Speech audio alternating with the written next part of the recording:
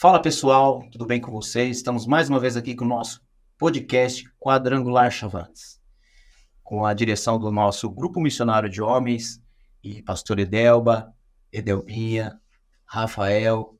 Estamos hoje aqui com entrevistado o nosso irmão pastor Marcos Partica. Tudo bem? Tudo bem, eu quero agradecer, é uma honra estar aqui com vocês.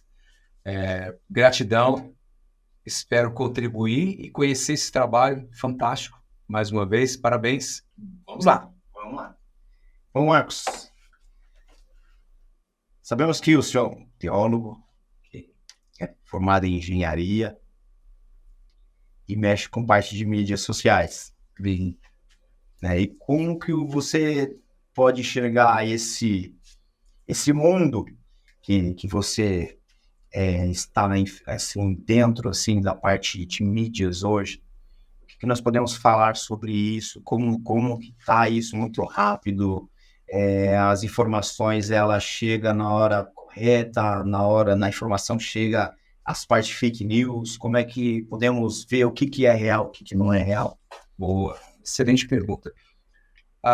No campo da engenharia, quando nós começamos a trabalhar com tecnologia, eu venho de uma carreira profissional desde 85, onde a eletrônica era pouco embarcada nas usinas sucroalcooleiras. Então eu sou uma época em que predominava a mecânica, a elétrica e a mecânica. Ao longo do tempo veio se desenvolvendo a tecnologia, né? E hoje nós temos a internet e a velocidade de comunicação. Hoje, comunicação via fibra óptica. Então, a velocidade, acontece alguma coisa no Oriente Médio, a gente quase em tempo real fica sabendo aqui, porque é muito rápida a informação. Então, da mesma forma que a informação ela chega numa velocidade rápida, o fake news também chega numa velocidade rápida. Então, nós temos que ter muita habilidade, tomar muito cuidado com que informação nós estamos recebendo. Porque nós participamos por algumas guerras, participando da guerra da pólvora, né, também considerada guerra da química, participando de uma segunda guerra, que é a guerra dos físicos, onde foi inaugurado o evento da bomba nuclear, e hoje nós participamos de uma guerra, que é uma guerra cultural, que é a guerra pela informação. O que tem mais preço hoje, mais valor agregado é a informação, seja ela para agregar valor, para constituir uma economia, ou seja ela, haja visto que a informação privilegiada ou uma fake news no mercado financeiro como Wall Street é crime. Nós temos vários depoimentos e vários documentários dizendo que alguns empresários foram processados e até presos nos Estados Unidos por manipular a informação. Então, a fake news é crime, né? E ela é perigosa. Por que ela é perigosa? Porque ela destrói. Mas essa fake news ela já existe desde a época do Império Romano, popularmente tratado como fofoca. A fofoca é uma fake news, né? E hoje ela ganhou velocidade através da internet. Então, isso é um pouco do cuidado que nós temos que ter e com a velocidade que a informação ganha. A igreja, por si só, ela ganha uma ferramenta poderosa que é a internet, que são as mídias sociais. Então, hoje nós temos uma ferramenta que podemos avançar o reino de Deus, avançar o evangelho através da internet, do meio de comunicação. Nós vemos isso, realmente deu um bug, né? Foi quando veio a pandemia, que foram fechadas as igrejas, podia ter mais multidões de pessoas lá dentro da igreja, e começamos com a mídia.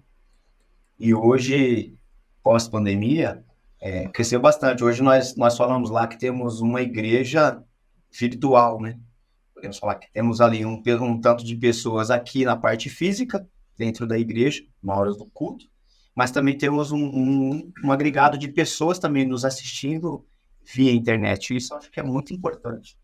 Ser bastante divulgado, compartilhado sobre isso. Eu acho que o reino de Deus, quando se fala assim, pregai o evangelho a toda criatura, eu vejo que hoje a internet ela veio alcançar as pessoas que às vezes não podem vir a parte da verdade, onde estão. Então, o evangelho ele pode ser propagado através da internet. Eu participei de um projeto como engenheiro, como empresário também do mercado secular, de uma farmacêutica japonesa, e nós tínhamos que gerar um documento de 600 páginas, onde garantia a proteção da comunicação dos microcomputadores, dos nanocomputadores, que são controladores industriais. E nós tínhamos garantir a segurança cibernética, ou um chamado pentest.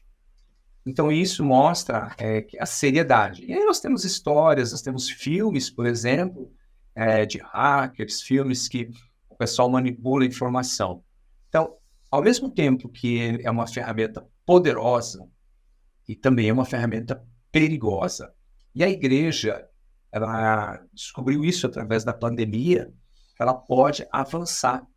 Nunca nós tivemos na história de tantos players, tantos pastores que ganharam visibilidade nas mídias sociais, como por exemplo o YouTube, no pós-pandemia.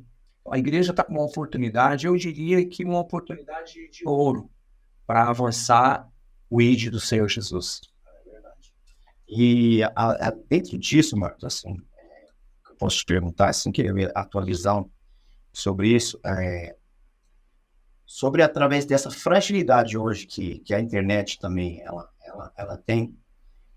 Eu vejo que muitas pessoas hoje se falam assim, logo se falam coaching, vieram aqui e se apoderaram, como é que eu posso te dizer? Viram essa fragilidade de alcançar pessoas através da internet e começaram a buscar a palavra de Deus, Ok? a enxergar isso, mas é como você fala, usar uma palavra que você fala assim, a pegar gatilhos dentro da palavra, mas sem esse conhecimento da palavra, como você tem conhecimento, pastor, teólogo, e elas lançam isso, e pessoas que não têm o conhecimento do evangelho, elas se dobram naquilo, mas realmente ele não está a fim de propagar o evangelho, mas sim de ganhar coisas físicas, vender aquilo que ele tem a partir do evangelho. Será que ele estaria vendendo o evangelho sobre isso ou não? O que você acha sobre isso? Olha, primeiro vamos entender um pouquinho da palavra coach, né? A palavra coach, ela vem do inglês, ela define como técnico, como treinador. Nós temos o Abel Ferreira, um excelente coach, diga-se de passagem. Né? Por que será? Então nós temos coach, um professor é um coach, ele é um treinador, ele é um ensinador. O coach é um formador de opinião. Se você for levar na tradução o que é um treinador, quando você treina um discípulo, você é um treinador, você é um discipulador. Nós temos que tomar muito cuidado, porque isso é típico das pessoas que têm essa habilidade de rotular. Então, tem que tomar muito cuidado na rótulo, porque o rótulo, na grande maioria, é pejorativo. Normalmente, você vai ver esse rótulo em pessoas, um grupo de pessoas. Tá. Respondendo a tua pergunta, qual que é o perigo? Algumas pessoas enxergaram o coach como uma ferramenta para fazer dinheiro e usaram a palavra de Deus. Então, eles cancelaram alguns versículos, algum texto bíblico e usaram a ferramenta do coach para vender. A ferramenta do coach é aplicada nos pregadores. O coach hoje é um excelente aplicador da ferramenta chamada homilética, que é a arte de pregar, onde o pastor, o pregador, o evangelista, o missionário, obrigatoriamente, na minha ótica, deveria dominar bem a homilética, mas principalmente com a hermenêutica. Então, ele deveria conhecer a palavra. Qual a diferença desse coach, que se rotula pastor, ou do pastor coach, para a diferença para o outro? Está na palavra. Agora, eu faria uma outra pergunta. Quais os resultados que estão sendo colhidos? Esse coach, pastor, ele está ganhando dinheiro. Aí a gente pode citar vários nomes aí. Mas a pergunta é, o que ele está fazendo? Está trazendo resultado? A primeira pergunta. Né? Porque eu lembro de uma passagem bíblica que o Senhor Jesus foi reclamar para Jesus, falou, olha, tá lá o Ives, estão pregando o evangelho, mas ele não é daqui da nossa turma. Mas o Ives está fazendo. E o Jesus falou o que para eles? Se eles não são contra, eles são a favor.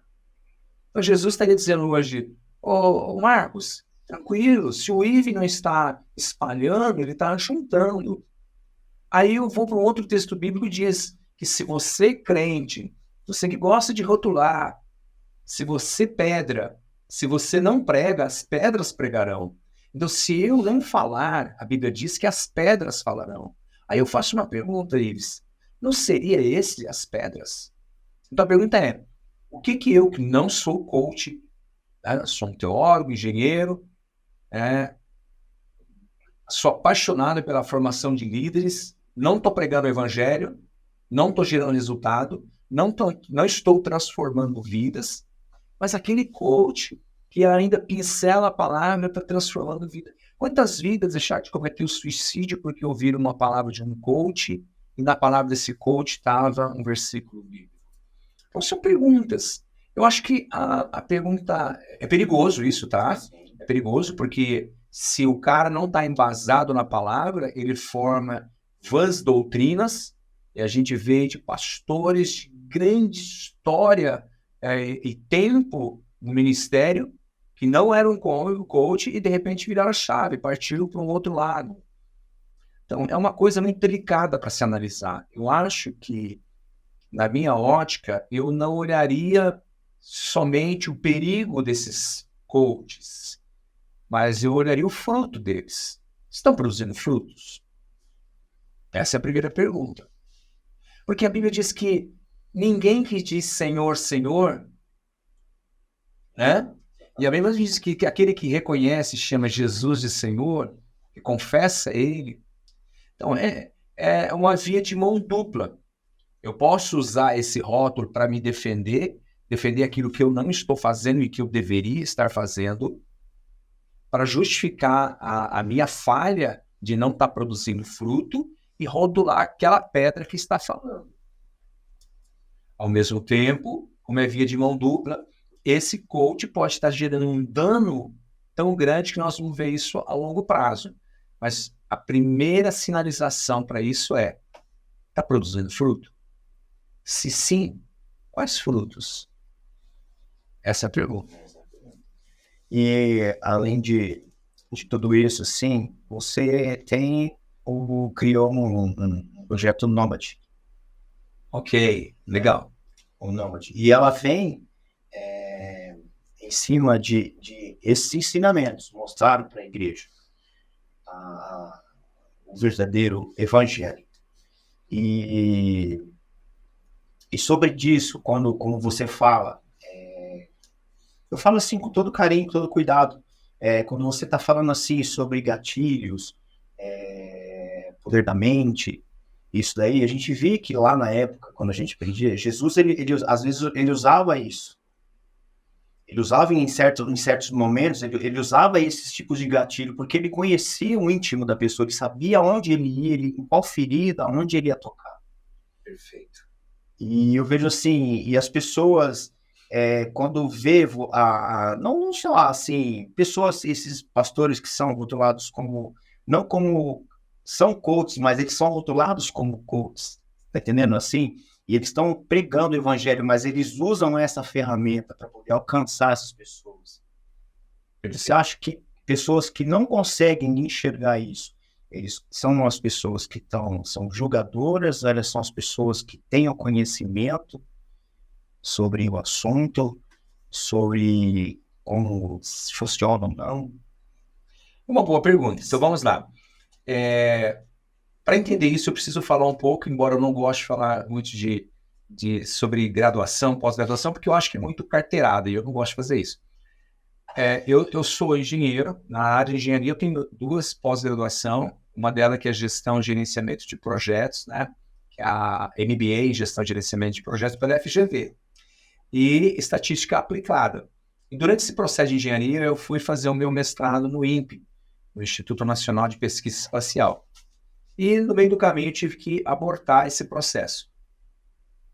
Bom, na teologia eu fiz Cosmovisão e liderança transformadora pela FTSA, Faculdade Sul-Americana aqui em Londrina. Tá? Então eu fiz essa e PNL. Se eu tivesse que indicar hoje uma boa pós-graduação de PNL, eu indicaria uma de Curitiba, da PUC, né? E uma de Porto Alegre, também da PUC, que é Neurociência e PNL. Embora eu não fiz dessas, mas tá aí um sonho para fazer essa pós-graduação também. Então as ferramentas que eu uso, particularmente, são do PNL, que vem da psicologia. Né? Tanto que a minha pós-graduação nessa área do PNL, na PUC, ela pertence à grade da psicologia. Então vamos lá. Quando Jesus conta a parábola da figueira, quando Jesus conta a parábola do filho pródigo, exatamente no momento em que Jesus escreve no chão e diz: quem não pecou, que atire a primeira pedra. Que gatilho mental ele está usando aqui? O gatilho mental da autoridade. Ele tinha autoridade para isso. E ele usou um segundo gatilho mental ao fazer essa pergunta, que é o gatilho mental da reciprocidade. Quando ele pergunta: você que quer atirar a pedra nela, você não pecou? Então, ou seja, o teu pecado com o pecado dela não é recíproco? Então tá aí o gatilho mental da reciprocidade. O grande problema é que as pessoas querem criar uma teologia própria. Então ela pega um versículo bíblico e esconde através de uma teologia que não existe. Eles fabricam uma teologia para justificar a sua opinião. Então, se nós, teólogos, pastores, pregadores, tivesse um mínimo do bom senso e fazer uma boa interpretação de texto da língua portuguesa, respeitando vírgula, ponto e vírgula, certamente metade das besteiras faladas, elas não existiriam. O problema é que as pessoas não respeitam a pontuação no intuito de se proteger ou de acusar. Então vamos lá, você falou de pergunta, né, de tomar cuidado. Se Jesus pagou o preço na cruz pelo nosso pecado, né, está escrito isso. Em Isaías escreve que o sangue dele nos purifica de todo pecado, nos justifica de todo pecado, nos torna mais alvo do que a neve, mais branco do que a pura lã. Se o sangue dele nos comprou esse preço, aí Apocalipse diz: quem é digno de desatar o selo? Aquele que comprou para o Senhor com o seu sangue multidões. Então vamos lá. Se Jesus fez isso, e aí nós lemos, e muitos pregadores gostam de falar, tetelestai, bonita palavra, né? Mas não sabe o significado. Se já está pago, se Jesus já pagou, quem sou eu? Quem é você? Quem somos nós para cobrar? Então, se Jesus já pagou o preço, né? Permita-me olhar um pouquinho para você que está nos assistindo. Quem somos nós para cobrarmos? Por um acaso, eu e você recebemos uma procuração celestial para sermos os cobradores de dívidas? Então, é complicado, né? Eu falo disso que é complicado. Agora, vamos falar de mente. Né? Lucas, o Senhor Jesus diz assim: vocês falam de Abraão, mas Abraão viu esse momento e se alegrou. Então, vamos voltar um pouquinho no tempo. Abraão, por um acaso, tinha um smartphone e ele viu um vídeo, ele viu um WhatsApp, abriu-se uma janela no tempo, uma televisão de 55 polegadas, uma Smart TV. Como que Abraão viu isso? A ponto que o próprio Senhor Jesus diz: olha, Abraão viu o futuro e além de ver, ele se alegrou. Onde ele viu? Quando eu falo de coração, de alma, de mente, é isso aqui. Não há como fazer um transplante de cérebro. Então, quando nós falamos de meditar, dicionário da língua portuguesa fala o quê? Exercitar o funcionamento da nossa mente, nosso córtex cerebral. Quando eu falo em mentalizar, é trazer à mente uma imagem. Então, tudo isso é uma prática que a Bíblia fala que Abraão fez. Quando o anjo chega para Jacó e fala: olha, você vai fazer uma cerquinha, tudo arriscadinha, e vai sentar. Será que o anjo falou assim: mas fica tranquilo, porque as ovelhas vão ver um filme nessa cerquinha e vai nascer ovelhas malhadas e salpicadas? Então, Em que mente ou em que cérebro que estava sendo trabalhada essa mensagem? Nas ovelhas ou na mente de Jacó? Quando Jesus fala por parábola, por que ele fala por parábola? Para que as pessoas tragam à sua mente a imagem da história que ele está contando. Salmo 23, o salmista, quando começa a cantar e recitar o Salmo 23, ele era o rei. Mas por que ele se via como ovelha? Onde ele se via isso? No dedão? Na mente, gente. Então, às vezes, então sim, eu concordo com você.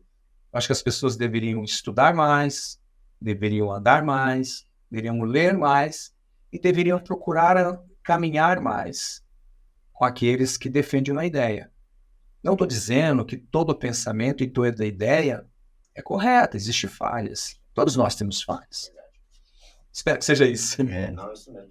Isso aí eu vejo assim que é um pouco da velocidade da internet, da informação que chega, né? Nós assistimos muitas coisas que a internet, que a gente tenta buscar sobre informação e não conhecemos quem está lá do outro lado, não conhecemos a história da pessoa que está falando sobre isso, se é uma pessoa realmente íntegra naquilo que ela está falando, daquilo que ela está falando, realmente ela viveu, está vivendo, né? Ou são só palavras que ela buscou para poder falar naquele momento, né? Então a informação, nós temos que ter mais cuidado de buscar esse conhecimento de quem, aonde nós vamos buscar, né?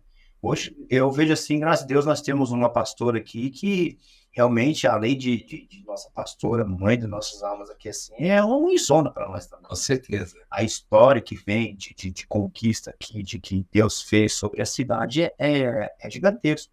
E às vezes nós esquecemos um pouco da nossa origem, né? E buscamos fora. Às vezes acho que é mais fácil buscar fora histórias, testemunhos, né?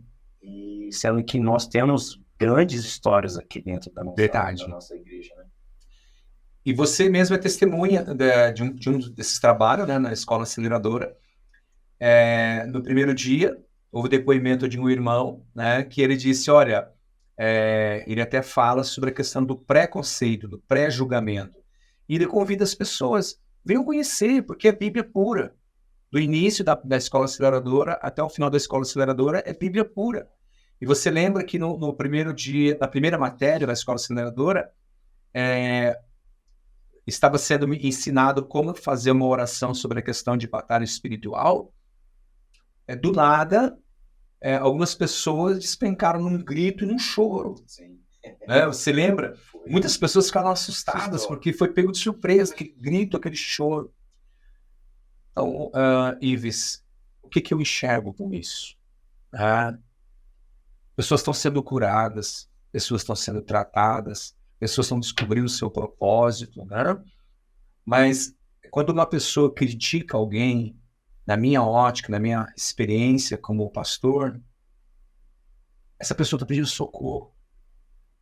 Porque quando uma pessoa ela se propõe ou se dispõe a sair da sua zona de conforto, do seu lar, dar partida no seu carro, ela vai gastar combustível, ela vai gastar pneu para ir na casa do Marcos para falar do Ives, na verdade ela está gritando socorro. O que eu enxergo? Essa pessoa está dizendo, ela não está falando mal da outra pessoa, ela está colocando para fora que ela precisa de ajuda.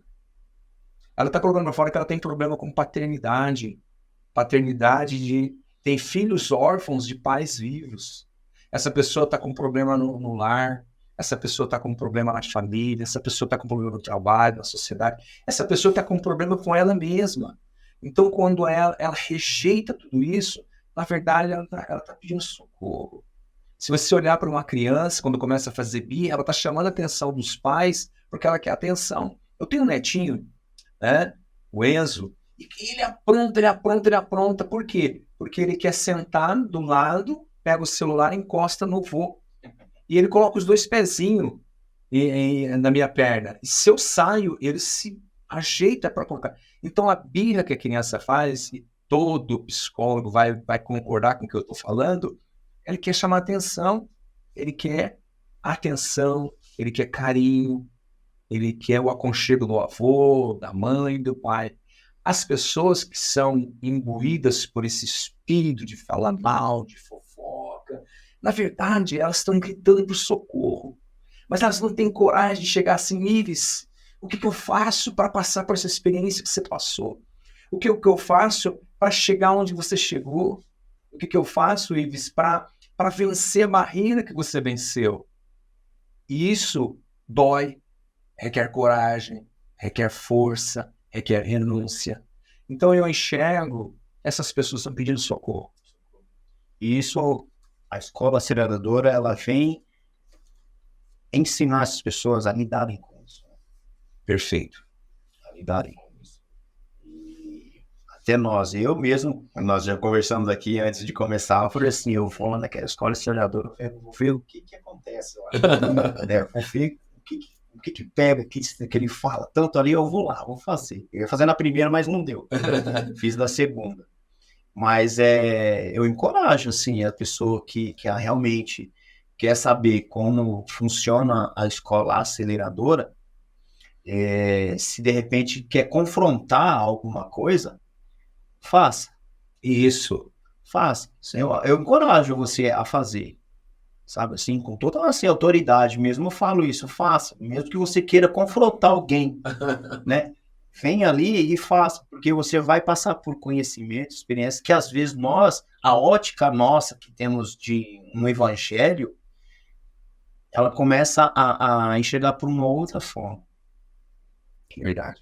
Você começa a ter uma ótica e você começa a olhar por pessoas que dentro da igreja nossa, que nós não, às vezes não enxergávamos, pessoas doentes, pessoas precisando de cura interior, pessoas pedindo socorro, não criticando ninguém, mas pedindo socorro em silêncio.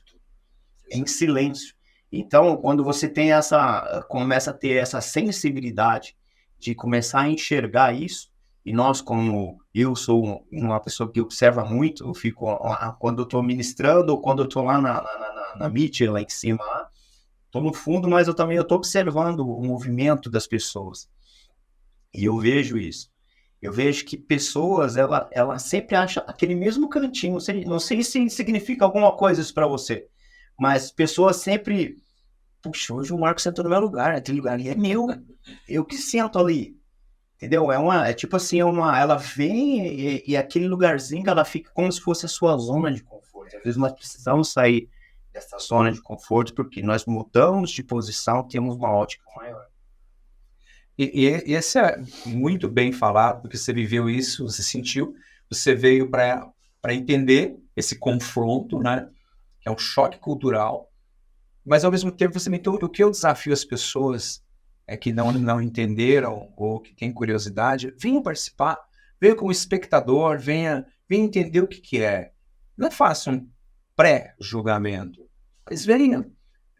Sabe, a palavra autonomia, ela vem como sufixo, ela tem nomia, que é autolei, né? Quando Adão ele quis ter autonomia, ele quis ser o autorregente de si mesmo, né? Então essa é a palavra. Eu tenho autonomia, eu tenho as minhas leis, eu tenho as minhas regras. Mas a palavra anomia deriva do pecado. Então nós temos que tomar esse cuidado dessa autonomia. Então não tenha esse pré-julgamento, mas venha conhecer, senta com a gente, venha participar da escola, veja quantas pessoas foram curadas, né? Pessoas que não conseguem descobrir o seu propósito. Mas, Marcos, isso é possível? Claro que é. Na pandemia, nós tivemos estatisticamente o maior índice de suicídio de pastores. O que levou esses pastores a cometerem suicídio? Então, nós somos chamados para o reino de Deus para viver em comunidade, para viver em conexão. Então, exatamente isso que você fez, Ives, eu também compartilho desse seu desafio, venha se conectar à escola aceleradora, venha se conectar a pessoas e conhecer. De repente, você vai chegar aqui e vai ver alguma coisa que nós não estamos vendo e vai poder compartilhar. E você vai falar, olha, poderia melhorar em tal área, poderia melhorar isso. Porque é evolução, o ser humano, ele cresce. Não é à toa que a palavra de Deus diz que nós crescemos de glória em glória e nós vamos chegar até a estatura do varão perfeito, né? Então, qual que é essa estatura do varão perfeito? Qual que é essa estatura do filho maduro de Deus, né? Então, legal. Esse seu ponto de vista, vou tomar emprestado, vou usar ele. Mas eu vejo assim, porque eu comecei a ter essa visão assim, comecei a enxergar, a ver dessa forma. Foi nesse dia que você falou que foi um susto para aquele dia lá. Que ninguém estava esperando por aqui. Era um momento totalmente diferente daquilo. Exato. E eu vi pessoas ali, aquelas pessoas chorando, né? Ali, gritando. E nós conhecemos a pessoa, conhecemos a história, sabemos do que ela passou e vendo que ela estava realmente ali meio se libertando daquele sentimento que às vezes que atrapalhava ela às vezes de ter um encontro com Deus. De realmente ter um encontro com Deus, não somente na igreja, mas no seu dia a dia. Porque às vezes a gente fala assim, a Silvia na pregação dela da semana passada foi perfeito, assim, uma coisa que ela colocou que eu já estava comentando com outra pessoa antes. De eu entrar no quarto, fechar a porta, não é realmente você ir no quarto físico e fechar a porta, mas é entrar dentro do seu quarto. Você pode estar na rua, você pode estar no seu trabalho, você pode estar na escola, você pode ali fechar o teu quarto ali no teu momento e orar a Deus ali, que te conhece realmente. Eu vejo assim, a Silvia foi muito bem nas pregações de semana passada. Ela falou assim, Silvia, parece que eu falei isso para você. Eu estava conversando com uma outra pessoa sobre isso.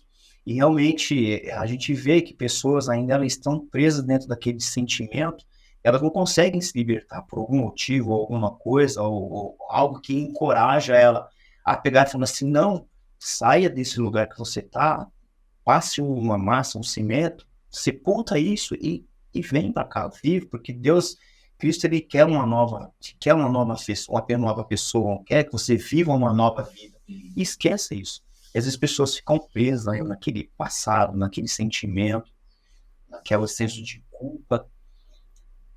E eu vejo que pessoas elas não conseguem sair daquele lugar. Então é verdade que isso aconteceu numa aula, né? Aula de batalha espiritual. Nem foi no encontro fluir, que é após a escola, a aceleradora. E durante, no pós-encontro, na conclusão, vários depoimentos de pessoas, né? Dizendo que o passado aprisionava. Então, o passado era, exatamente como você falou, um peso morto que a pessoa não conseguia avançar no seu propósito porque aquele peso estava reduzindo a sua velocidade. Depoimento de pessoas que eu vi relato de esposa dizendo, olha, o meu marido já era uma bênção. Depois que passou, triplicou. E ela falou, olha, eu estou aqui para fazer a segunda turma porque eu quero ver o que aconteceu com ele. E interessante que depois da segunda turma eu perguntei para ela, e aí? Teu esposo fez? Você fez um comentário? E você? E na segunda-feira agora nós tivemos a aula na escola de líder, onde essa pessoa comentou, quero fazer de novo, posso? Então, ou seja, pessoas precisam, todos nós precisamos de cura, todos nós precisamos de amigos, todos nós precisamos, porque não é por isso que a gente se reúne na igreja, né? A gente se reúne para adorar e entrar em comunhão com os irmãos, só com bom e suave, então é para isso. Então, se há alguma divergência, venha conhecer, né? Venha participar, venha somar, venha contribuir para que outras vidas sejam transformadas. E fala aí um pouquinho sobre o que é a escola aceleradora, o que você pode adiantar sobre a escola aceleradora. Então, eu vou falar um pouco das disciplinas da escola aceleradora. A escola aceleradora, ela começa com uma disciplina sobre batalha espiritual, né? Depois nós passamos, porque é uma sequência, nós não podemos fugir dessa sequência. Depois a próxima aula é sobre cultura da honra. Passamos para a comunicação assertiva, onde aprendemos as ferramentas, o que comunica, né? Nosso corpo comunica, nossa roupa comunica, tudo em nós comunica, não é só a nossa palavra. Depois a próxima matéria é liderança servidora, porque existe uma coisa do chefe, que até o mundo secular não quer mais chefe, ele quer o líder. E o líder é aquele que arrasta e convence pelo exemplo. Então, nós falamos sobre liderança, depois nós falamos sobre implantação das células, né? E tudo com aula prática e o planejamento. Então, qual que é o foco central da Escola Auxiliadora? O líder, após a Escola Auxiliadora, ele sai capacitado a plantar uma igreja do zero, no modelo celular, a revitalizar uma igreja. Há pessoas que durante a Escola Auxiliadora descobrem o seu propósito, outras pessoas na Escola Auxiliadora descobrem como fluir nos dons, pessoas que despertam e conseguem acessar através do Espírito Santo o dom de profecia, o dom de variedade de línguas, outros dons. Então, a gente apresenta à luz da palavra de Deus o que é cada disciplina dessa e como colocar em prática. Temos um pedaço teórico, né? Você não participou, e também temos uma grande parte da prática. Tá, Marcos? Tudo que você está falando tem como colocar em prática? Não só tem, como eu te convido a fazer parte e experimentar o sobrenatural de Deus, que você e eles pode dizer se isso é real ou não. É verdade, Marcos. E agora, assim, como foi assim a junção? Você, o Alexandre, o Brunão, Legal. assim, como que foi assim esse encontro, assim? Foi bem assim dinâmico ou foi meio pego no susto? Olha, o Alexandre, ele relatou uma história que ele tinha conhecimento e o filho dele disse para ele, falou, pai, você tem tanto conhecimento, por que você não coloca isso no material, né? Forma um material, uma escola. E a escola, e aí então surge a ideia Nômade, o Nômade vem uma ideia através da história de Abraão e a história de José no Egito. E aí surgiu, e um belo dia eu liguei pro Alexandre, e quando eu comecei a falar, o Alexandre terminou a frase. Então, ou seja, a conexão já aconteceu no reino espiritual, né? Eu falei, olha, vamos montar aí uma escola. Bem assim. Falei, pô, que legal. Aí começamos, aí acendeu o estopim. Na sequência, colocamos o Brunão, porque o Brunão ele tem um dom de captar as emoções, de captar a pessoa, a essência da pessoa através da lente da câmera. Exemplo disso, os vídeos que ele produziu do encontro, Fluir, e também da escola. Então, surgiu nesse momento. Sentamos, e aí então conversamos com o Brunão do desafio, e se nasce então a visão, todo o projeto Nômade do Reino. E você falou uma coisa assim importante que eu até te perguntar. O nome Nômade, assim, por que veio o nome Nômade? Quando nós buscamos o nome Nômade, são pessoas que ficam num lugar e saem em outro lugar. Eles pegam aquilo ali, que tem ali, não tem mais nada, vai para outro canto. E como que subiu? Você falou agora sobre uma história. Conta pra gente aí, como é que veio isso? Olha, a história de Abraão é uma história de resiliência extraordinária. E ele recebe uma ordem, de novo, ele não recebeu um WhatsApp, né, nem um e-mail. Sai do meio da tua parentela. Olha só, sai do meio da tua parentela. Mas mesmo assim ele leva o sobrinho dele. Até que em um dado momento da jornada, ele entende que ele tinha que sair totalmente da sua parentela. E ele prossegue, então o seu sobrinho Ló segue um outro caminho. E ao longo da jornada de Abraão, ele tem essa caminhada nômade, né? E ele vai construindo. E à medida que ele vai avançando no propósito de Deus, Deus vai abençoando e prosperando e crescendo em milhares de milhares, a tal ponto que ele vai dar o dízimo para Melquisedeque. Só que ao longo da história surge um outro personagem, que é José. Que para mim, José é um cara que tinha um controle das suas emoções. O cara foi rejeitado pelos seus irmãos. Ele ia contar os sonhos, os caras chamavam ele de louco, e os irmãos mais velhos, com certeza, davam uma piaba nele, né? O cara tomava tanto que jogaram ele no poço. Jogou ele no poço. O cara tinha um controle do emocional, que depois do poço ele foi vendido como escravo. Como escravo, foi para a casa de Potifar. Imagina se esse cara está nos dias de hoje, ele estava em depressão, estava em um tratamento num hospital psiquiátrico, estava reclamando para todo mundo que não concorda com a visão do reino de Deus. Uma revolta Uma revolta, o cara revoltado, usando droga, bebendo, pregando a própria teologia, mas não, José vai e prospera na casa de Potifar. E de novo ele é acusado. Imagina hoje, o cara fala, meu, eu fui vendido, rejeitado pela família. Oh, Deus, o que está acontecendo? Agora vem essa mulher em cima de mim. Afinal de contas, o senhor vai me ajudar ou não vai me ajudar? Mas não. Ele é jogado na prisão e prospera, lidera. Um cara na prisão, ele liderou tudo. E a Bíblia diz que em tudo ele se deu bem, porque o Senhor era com ele. Então ele começou a fazer a gestão, a logística do presídio ali. E o cara domina, ele lidera todo mundo. É tal ponto que ele vai. Então eu comecei a entrar na mente de José e entender esse cara. Em nenhum momento ele reclamou da vida, em nenhum momento ele murmurou, mas ele teve uma gestão das suas emoções que ele chega a governador do Egito. Então, o título Nômade vem desses dois personagens bíblicos, que é Abraão e José. Tanto que nós temos uma ferramenta que é destinada a empresários e empreendedores, que é o Nômade do Reino, onde nós trazemos para modelo empresarial a visão de Abraão e a visão de José.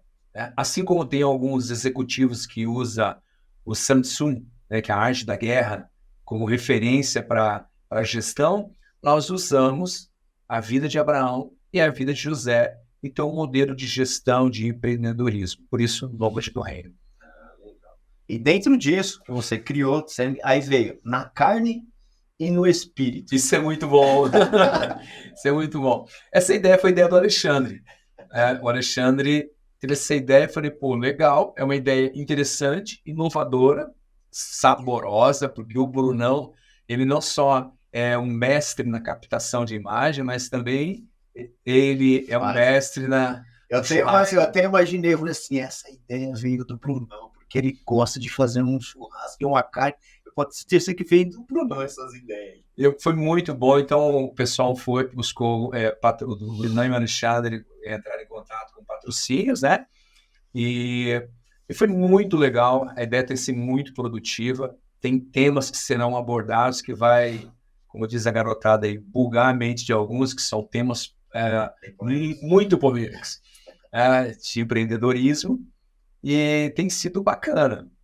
Hoje nós temos uma agenda cheia de convidados, tá? Existem pessoas querendo participar, e nós vamos fazer isso para contribuir para o reino, para agregar para o reino de Deus, sabe?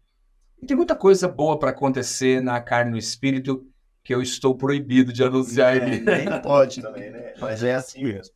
E veja assim, Marcos, hoje a nossa parte política, você acha que cabe a propagação assim de... Como é que eu posso falar para você? Mostrar, como você falou assim, o modelo de José de governança. Você acha que é possível hoje, na nossa política de hoje, alguém ter coragem e fazer isso na política de hoje? Nossa, que... Olha, a primeira onda que aconteceu do movimento progressista, ele aconteceu quando a igreja se calou. Então, todos os eventos na história aconteceram porque a igreja se calou. O Woodstock foi realizado numa cidade do estado de Nova York, e o nome da cidade era Bethel. Então, por que aconteceu esse movimento que startou o uso de drogas na época? Por que isso aconteceu? Porque a igreja se calou. A igreja, assim como aconteceu na Santa Inquisição, houve um momento que a igreja, além de ter se calado, a igreja mergulhou numa janela de tempo que afundou a igreja. Nós temos eventos que aconteceram nos Estados Unidos e todo mundo, com problemas de padres e pastores, com problemas de pedofilia, corrupção financeira. E se pode observar que de 90 a 2000, quando acontece a terceira onda, foi justamente quando a igreja caiu nesse momento, fase do pecado. Então, quando a igreja se calou, o mundo gritou. Então, o mundo só teve voz quando a igreja se calou. Então, se você olhar para a história, para a janela do passado, e ver todos os momentos que houve uma degradação social, aconteceu porque a igreja se calou.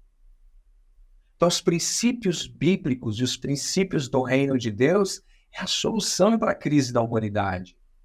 O reino de Deus, ele é a solução. Nós observamos que na década de 70, a Suprema Corte Americana retira a obrigatoriedade da oração das escolas e a aula de religião. Foi quando aconteceu a segunda onda do feminismo. Então, observe que no momento em que a igreja se calou, o mundo ou as forças inimigas, eu tenho a ousadia de dizer que as forças do inferno se manifestaram. Então, o que fazer com isso? A igreja tem que sair da obscuridade, do silêncio e começar a falar de que é do reino. Então, quando o mundo grita com essas ondas, com essas manifestações, eles estão pedindo socorro, porque Jesus é o desejado das nações, e algumas nações, ou muitas nações, desejam Jesus, mas ainda não sabem. Então, qual que é a solução política para o nosso país? Se nós olharmos a história e ver a degradação política do país, a crise política que o país está enfrentando, porque a igreja se calou. A igreja tem o antídoto para o problema social. A igreja tem o antídoto para o problema moral. A igreja tem o antídoto para a sociedade, para a humanidade, e se chama Jesus. Jesus Cristo de Nazaré, Jesus, o Filho do Deus Altíssimo. Nós, como igreja, temos que fazer esse papel, né? Eu vi num documentário, um canal de televisão, ele foi secretário do prefeito passado, de São Paulo. E ele falou que lá na Cracolândia, quem ajudava a própria prefeitura a lidar com essas pessoas, porque eles não tinham lugares, não tinham pessoas, a prefeitura não tinha como cuidar daquele monte de pessoas que ficam na Cracolândia lá. Mas realmente quem que ajudavam eram as igrejas. As igrejas realmente elas iam lá atrás de pessoas, não forçavam a pessoa a sair daquele mundo que eles estavam, mas pessoas que estavam ali, não porque queriam, por ser viciados, mas tem muitas pessoas ali que é por falta de oportunidade que estão ali. Então essas pessoas, eles conseguiam resgatar isso, mas foi através da igreja que nós conseguimos tirar muitas pessoas da Cracolândia ali, que hoje são pessoas que vivem uma vida normal, que tem sua família, tem os seus filhos, já tem o seu emprego, conseguiu voltar à sociedade.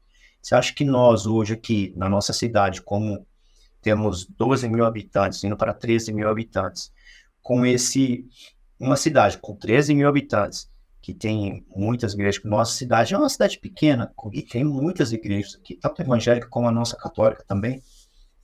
Você acha que nós falhamos em algum ponto para que essa, não digo criminalidade, mas para esse caminho onde os nossos jovens hoje estão indo, eles não terem uma oportunidade ou algo que eles possam ir também se basear dentro da palavra? Plenamente. Vou dar um exemplo com o louvor que nós cantamos. Acho que 99% ou 90% das igrejas cantam. O Coliseu não parou a igreja. É isso. Sim. Os leões não pararam a igreja. Mas eu acrescento uma frase nesse louvor. Mas a igreja parou a igreja. O Coliseu não para. O inferno não para. Os leões não param. Mas a igreja para.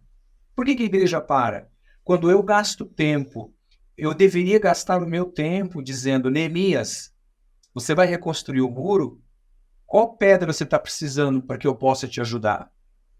Não, a igreja fica gladiando com ela mesma. Dizendo, não, Ives, está errado. Não, Ives, não é por aí. Ives, qual pedra você quer que eu carregue junto com você? Lógico, salvo o pecado. Se a pessoa estiver em pecado, ela tem que passar por aquilo que a palavra diz que tem que passar. Porque a Bíblia diz, não se engane. Deus diz, Deus não se deixa se enganar, não se engane. O que você plantar, você vai colher. Mas salvo a questão do pecado, né? Tirando o problema do pecado, o problema é que isso. O Coliseu não parou a igreja. Os leões, o inferno não parou a igreja. Mas a igreja para a própria igreja. Se você olhar para a história de novo, em 1300, que a igreja, então a igreja católica na época, ficou um tempo negro, foi por quê? Foi porque a igreja pecou. Nós sabemos da história da Inquisição. Tá? Nós olhamos um pouquinho até chegar no ano de 1906, onde acontece o avivamento da Rua Azusa. Então, se você observar que em vários momentos da história onde a igreja parou, foi porque a própria igreja parou. A própria igreja parou a própria igreja. Então, qual que é a solução para isso, na minha ótica? Primeiro, sentar, analisar e dizer: chega de gladiar. Chega de o Marcos gladiar contra o Ives. Qual que é o objetivo? É o reino de Deus. O que nós somos? Formadores culturais, somos embaixadores do reino de Deus, gostamos de cantar que somos uma geração de sacerdotes e de reis. Então vamos fazer jus ao cântico que nós cantamos. E realmente cantar o cântico de Moisés, que está no capítulo 15 de Apocalipse. Todo joelho se dobrará e toda língua confessará, porque os teus caminhos, quais são os teus caminhos, Senhor? São maravilhosos. Então, o dia que a igreja, e eu acredito que isso está acontecendo pontualmente em vários lugares, mas o dia que a igreja que eu digo, não é rótulo, não é placa, a igreja no seu todo, chegar nesse consenso e avançar o reino de Deus, aí verdadeiramente nós vamos poder dizer para todo e qualquer governo: venha o teu reino, Senhor, nas escolas, venha o teu reino na Câmara dos Vereadores, deputados federais, estaduais, no Congresso, no Palácio do Planalto, venha o teu reino na economia do país, venha o teu reino, Senhor, na minha casa. Exatamente. É isso mesmo. Eu vejo, sim, muitas coisas nós deixamos de falar, nós nos recuamos, porque, como você falou, o mundo ele grita, e às vezes nós não estamos preparados com esse mundo gritando, a gente recua, sendo que nós temos um leão dentro da gente. Nós sabemos que a palavra de Deus ela é perfeita, ela nada o confronta, nada derruba. Então nós não sabemos essa força que nós temos como igreja, de poder parar esse movimento que às vezes vem, que às vezes a gente achamos que é mais forte que a igreja, né? Que assim, não podemos ter esse cuidado, porque temos medo de mexer com certas coisas, com certas pessoas, porque senão vem com a lente em cima da gente. Mas nós temos em quem nós confiamos. Não que nós vamos brigar, não estou falando isso, mas podemos brigar de uma outra forma. E é complicado porque aquilo que eu estava comentando antes sobre o politicamente correto. Eu adoto como filosofia de vida a palavra de Deus e reclamo a palavra de Deus para você. Mas quando se trata da minha prole, aí eu sou politicamente correto. Para o teu grupo, não, eu sou contra o politicamente correto. Mas para o meu grupo, eu sou politicamente correto. Para o teu grupo, eu sou contra a rebeldia. Não, mas para o meu grupo, não pode. Vale a pena ser rebelde. Então, é isso que...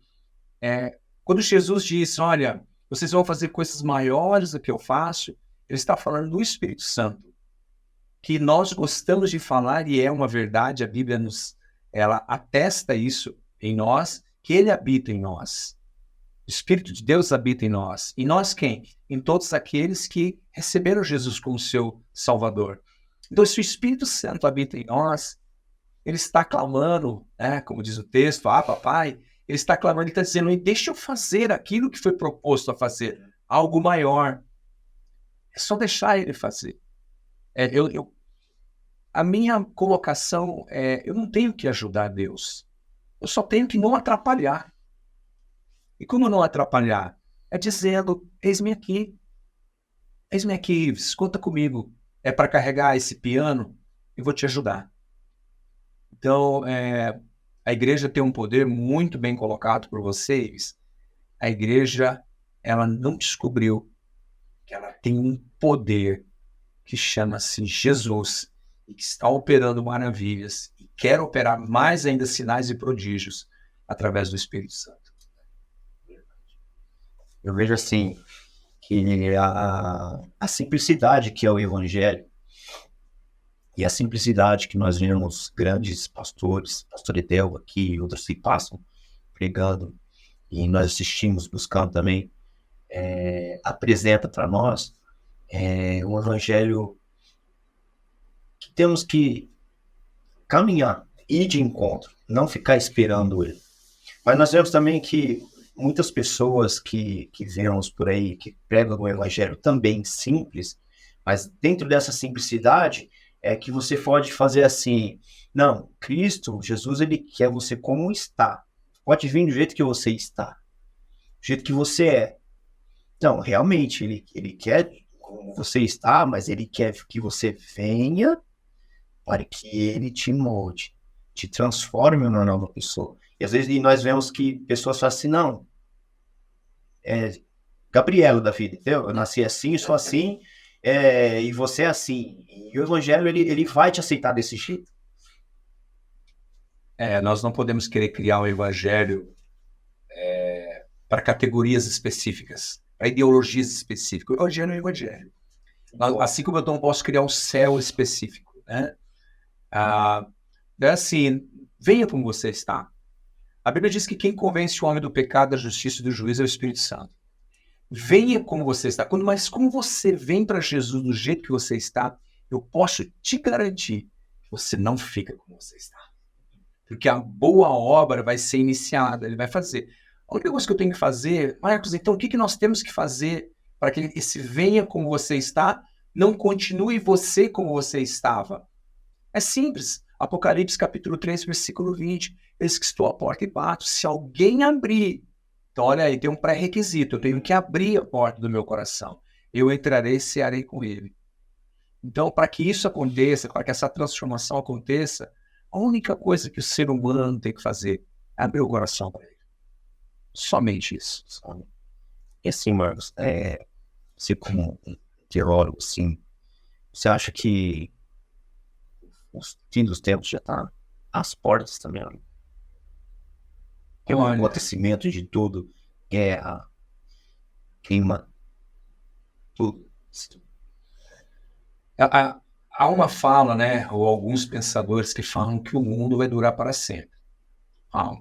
Primeiro, se eu olhar para a lei da física, nós temos históricos, relatos científicos, que algumas estrelas acabaram, algumas implodiram, porque elas não são eternas. Então, logo, o planeta Terra também não é eterno. O único eterno, que é atemporal, é o nosso Deus, né? Ele é Yahvé, o eterno. Ele está fora da questão temporal. Então, eu creio, baseado na lei da física, que a Terra tem data de validade, assim como o Sol tem data de validade. Quanto tempo vai durar? Não sei, não faço ideia. Agora, pelos eventos que são validados pelas Sagradas Escrituras, sim, nós estamos caminhando por um momento, por uma fase da vida, e creio na volta de Jesus. Quando vai ser? Não sei, mas sei que vai acontecer. Isso não tenho dúvida nenhuma que vai acontecer, que ele virá. Né? O único acréscimo à minha fala em tudo isso é que o maior número de pessoas que eu puder falar dele, para que nesse grande dia estejam prontos para ele, para subir com ele, para estar com ele, seja o maior número possível. Por isso que, enquanto eu tiver fôlego de vida, eu quero cumprir o ID. Eu quero falar de Jesus, eu quero gerar vida, ganhar almas, eu quero formar líderes, porque eu acho que está muito próximo. Marcos, queria que você fizesse uma salva aí para o pessoal que queira mais conhecer Nômade, o Reino, aquilo que você sabe fazer, que está colocando, trazendo essa inovação para a igreja de hoje. Sabemos que é realmente às vezes pode ser, posso até poder falar sobre você que é um choque, né? Um choque térmico de que venha essa nova ideia da nova forma de poder pregar o evangelho, que não sair em células, né? E o que você pode falar para as pessoas hoje que vai assistir essa nossa conversa aqui e mostrar para eles que eles venham conhecer, venham saber como que é, venham aprender com a gente. O que você pode estar falando para as pessoas? Olha, na verdade nós estamos voltando às origens de Atos dos Apóstolos, que diz assim, que eles se reuniam nos lares e o Espírito Santo acrescentava um por um. Só houve uma mudança, né? O primeiro movimento celular que aconteceu foi em Atos dos Apóstolos, depois ele passou novamente por uma formulação através de John Wesley, e no nosso tempo, quem mais trouxe em evidência isso foi a Igreja da Coreia, em Seul, Coreia do Sul, através do pastor Oh Young-soo, que é a visão celular. E depois veio para a América, aqui para o Ocidente, né? Então, essa visão celular que é uma ferramenta descrita em Atos dos Apóstolos. O que eu digo para você que não sabe o seu propósito, para você que sabe o seu propósito, para você que quer sair da inércia, venha participar da Escola Aceleradora, né? Venha conhecer um pouco de um exército de pessoas que se propuseram a ganhar almas, a fazer a diferença, a cumprir o seu propósito na Terra, não simplesmente passar por passar, como está aqui um bom exemplo, o Ives, né, que fez a Escola Aceleradora. E para concluir, eu desejo do fundo do meu coração, vendo no futuro glorioso que Deus preparou para você, e ver você feliz, cumprindo o seu propósito, exercendo o seu papel no reino de Deus. Por isso, a minha fala para você, que faz parte desse exército, que faz parte do reino de Deus, que é um reino glorioso de paz. Eu quero dizer que eu desejo vê-lo no futuro. E que esse futuro é em janeiro, na Escola Aceleradora. Deus abençoe a sua vida, Deus abençoe o seu ministério, Deus abençoe o seu propósito, o seu chamado. E que em nome de Jesus, eu quero te ajudar a carregar o piano. Eu quero te ajudar a cumprir o seu propósito. Nos vemos no futuro. Isso aí, Marcos. Deus abençoe. Amém. Muito obrigado. Foi muito bom conversar com você. Essas dúvidas que às vezes a gente tinha, gerar isso com você sobre isso, que às vezes não é só minha dúvida, mas de muitas pessoas também. O que é o reino, o que é o nômade, o que é na carne e no espírito, e o que é o pastor, quem é o pastor Partica, quem é o Marcos Partica. Eu vejo assim, que é muito bom. Obrigado. Foi muito bom conversar sobre isso com você. Para mim, particularmente, foi muito bom fazer parte do que a gente fez, da Escola Aceleradora.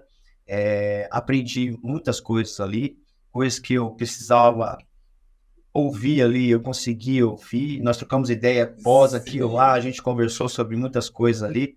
Nos identificamos em alguns aspectos, alguns pontos. Verdade. Que vejo que Deus vai cuidar dessa parte nova.